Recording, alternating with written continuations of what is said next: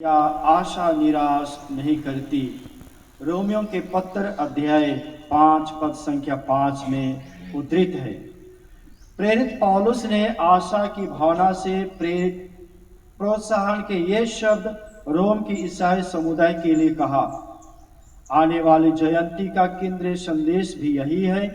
प्राचीन परंपरा के अनुसार संत पिता हर 25 वर्ष में जयंती घोषित करते हैं। मेरे विचार उन सभी आशा के तीर्थ यात्रियों की ओर जाते हैं जो पवित्र वर्ष का अनुभव करने के लिए रोम की यात्रा करेंगे, और उन सभी अन्य लोगों की ओर जो प्रेरित पेतरुस और पौलुस के इस शहर में जाने में असमर्थ होने के बावजूद इसे अपने अपने स्थानीय कलीसिया में मनाएंगे। जयंती सबों के लिए प्रभु यीशु के साथ वास्तविक और व्यक्तिगत साक्षात्कार का क्षण हो, जो हमारे उद्धार का द्वार है।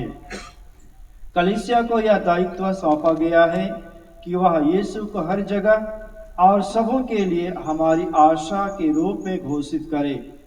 हर कोई जानता है कि आशा क्या है। प्रत्येक व्यक्ति के दिल में आने वाली अच्छी चीजों की इच्छा के रूप में आशा रहती है, भले ही हम यह ना जानते हो कि भविष्य क्या लेकर आएगा। फिर भी भविष्य के बारे में अनिश्चितता कभी कभी परस्पर विरोधी भावनाओं को जन्म दे सकती है, जैसे आत्मविश्वास और आशंका की, शांति और चिंता की, दृढ़ विश्वास और संकोच या संदेह की आदि। हम अक्सर ऐसे लोगों से मिलते हैं जो हतोत्साहित, निराशावादी और भविष्य को लेकर कटु और नकारात्मक होते हैं, मानो कुछ भी उन्हें खुशी नहीं दे सकता। हम सबों के लिए जयंती आशा में नवीनीकृत होने का एक अवसर होगा। आशा प्रेम से पैदा होती है और क्रूस पर यीशु के छिदे हुए हृदय से फूटने वाले प्रेम पर आधारित होती है, क्योंकि जिस तरह एक ही मनुष्य के आज्ञा भंग के कारण सब पापी ठहराए गए, उसी तरह एक ही मनुष्य के आज्ञा पालन के कारण सब पाप मुक्त ठहराए।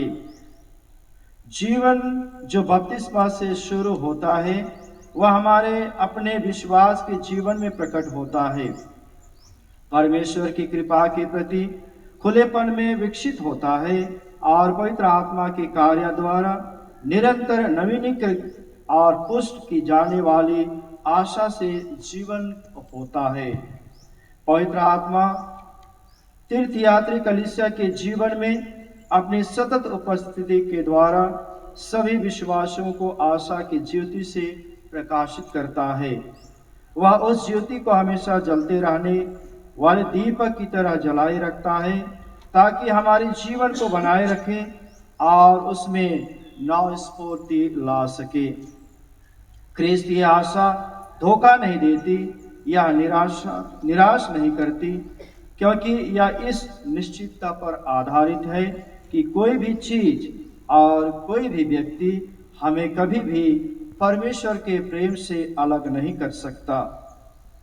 इससे आह्वान किया जाता है कि हम ईश्वर की कृपा में आशा खोजने के अलावा उसे समय के उन चिन्हों में खोजे जो प्रभु हमें देते हैं। जैसे कि द्वितीय वैटिकन सभा ने कहा है कि हर युग में कलीसिया की जिम्मेदारी है कि वह समय के चिन्हों को पहचाने और सुसमाचार के आलोक में उनकी व्याख्या करे। इस तरह वह हर पीढ़ी के लिए उसके अनुकूल भाषा में इस वर्तमान जीवन और आने वाले जीवन के अर्थ के बारे में लोगों के निरंतर उठने वाले सवालों का और कैसे ये एक दूसरे से संबंधित है उनका जवाब दे सकती है। हमें अपनी दुनिया में व्यक्त अपार अच्छाइयों को पहचानने की जरूरत है, ताकि हम खुद को बुराई और हिंसा से हारे हुए ना समझे।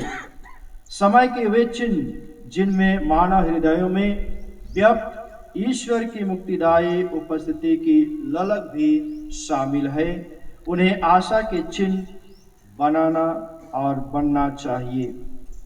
आइए हम अभी भी इस आशा की ओर आकर्षित होकर चलें।